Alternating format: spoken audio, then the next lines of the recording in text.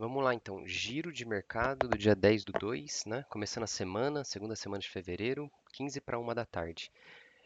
Hoje teve notícia, né, do Boletim Focus, né? Então toda segunda-feira, 8h30 da manhã, sai o Boletim Focus. Eu tinha comentado na semana passada que minha expectativa, dado o que os bancos falaram depois da ata da reunião do Copom, é que aumentasse a expectativa de juros, né? Mas não veio, se manteve em 15% a Selic para final de 2025, tá?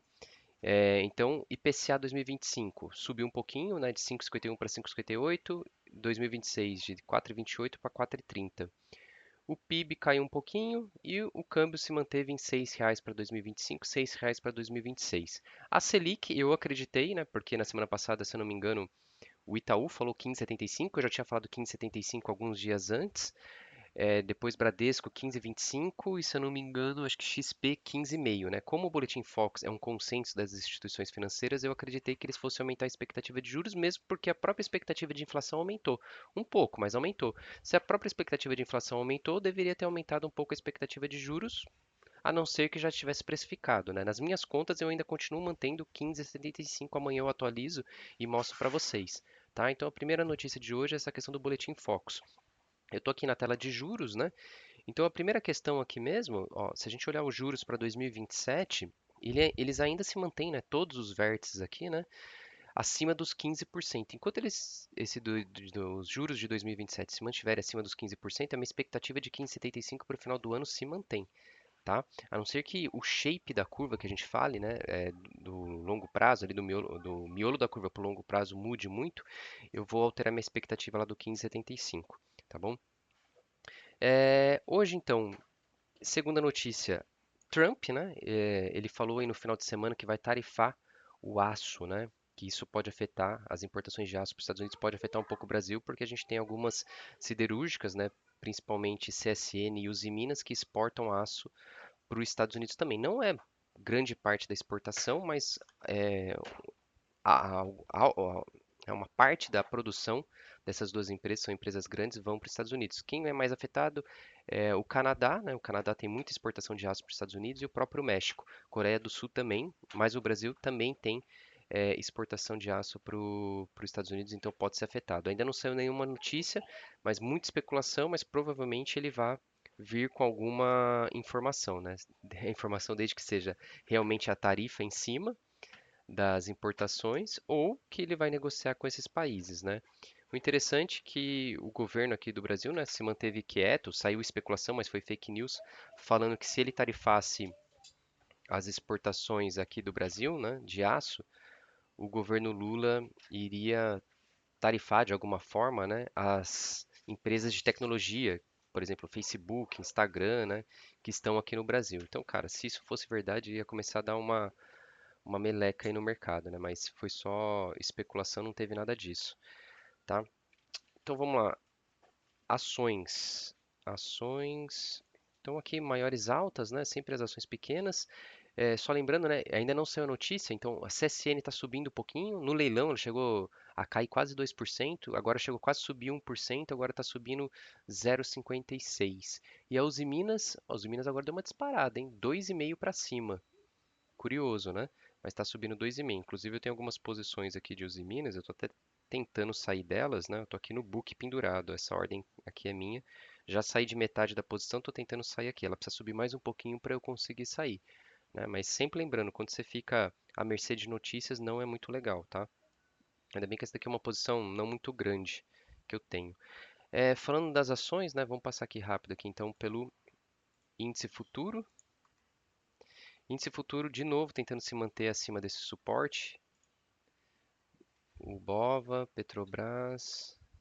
Cadê Petrobras aqui? Petrobras, nada a se fazer em Petrobras. Bradesco, né? Bradesco então já foi, hoje já chegou a subir quase 3%, tá vendo aqui, ó, se a gente pegar aqui, ó, de baixo tá em cima, ó, 3% ele chegou a bater de valorização. Agora ele está subindo 0,75, né? Os resultados já foram divulgados. Teve uma realização na sexta-feira, depois da divulgação do resultado do balanço, mesmo o balanço vindo bom, teve uma pequena realização, porque o balanço do Bradesco já tinha sido precificado pelos pares, né? Santander e Itaú, que soltaram o resultado antes dele. O que está chamando atenção aqui no Bradesco é que a volatilidade implícita está subindo, tá? Então isso chama um pouco a atenção para algumas operações. Então teve esse volume alto de realização aqui na sexta-feira e ele está subindo hoje, mas está subindo com um volume muito baixo, né? Isso daqui não é muito legal, tá? Não é muito legal para montar a operação. O interessante é sempre deixar Bradesco no radar, justamente por causa disso daqui, ó. Volatilidade implícita subindo, né? Eu, por exemplo, eu tenho posições em Bradesco, né? Eu gostaria que na sexta-feira, em vez de realizar, ele subisse, mas ok, tá dentro da minha expectativa aqui, né? Agora ele está num outro quadrangular aqui. Vamos colocar inclusive aqui, ó.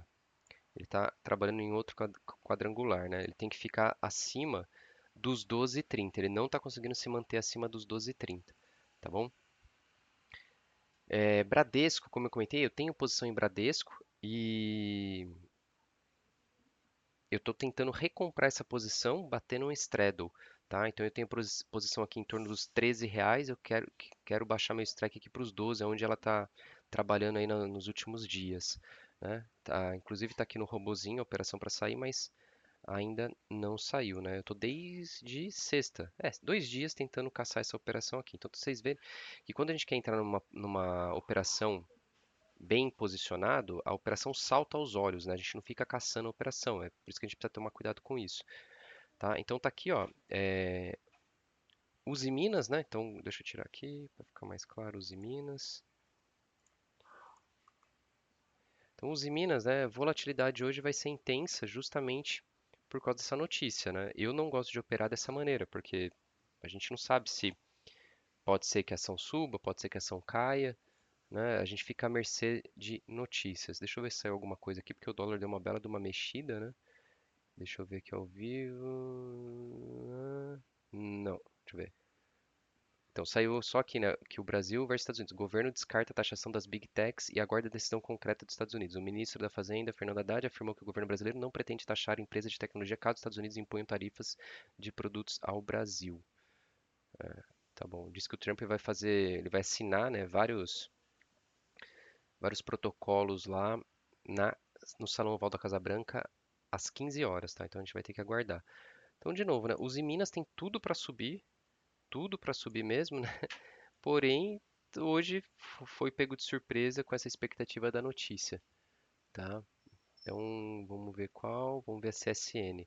CSN mesma coisa, né? Tudo para subir, já vinha corrigindo e agora ficou à mercê dessa notícia aí, tá? Então, o giro de mercado do dia 10/2, 10 para 1 da tarde, começando a semana, segunda-feira, segunda semana de fevereiro, falamos sobre o Boletim Focus, falamos sobre a notícia da taxação do Trump em cima do aço, que pode afetar o Brasil, das ações especificamente que podem afetar, os Minas CSN. A Gerdau, ela é um caso um pouco diferente. Inclusive, a Gerdau, ela está subindo 4%. Por quê? Porque a Gerdau, a grande parte da planta dela de produção está nos Estados Unidos. Então, na verdade, a Gerdau seria beneficiada, porque tarifando as importações, o governo vai ter, né, as empresas lá vão ter que comprar mais das empresas internas, né, sejam elas transnacionais, multinacionais ou nacionais. Então, a Gerdau, ela é um contracíclico nesse caso dessa notícia, tá? Ela está subindo 4%, tá bom? Então, até amanhã, próximo giro de mercado.